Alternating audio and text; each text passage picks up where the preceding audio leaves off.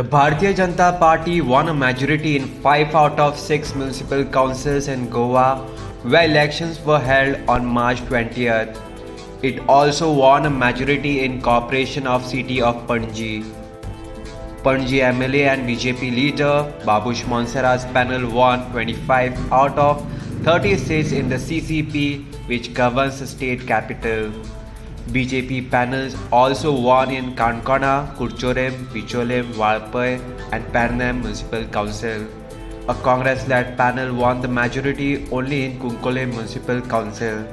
Chief Minister Dr. Pramod Sawant said people have once again placed their faith in the BJP, adding that the BJP will form ruling bodies in all these municipal councils and the CCP.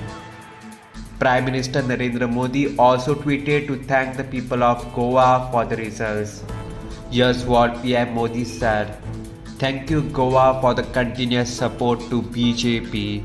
The result of municipal elections 2021 showed the people's appreciation towards our party's development agenda. I laud all hardworking BJP karyakartas who went among people and worked hard during the campaign.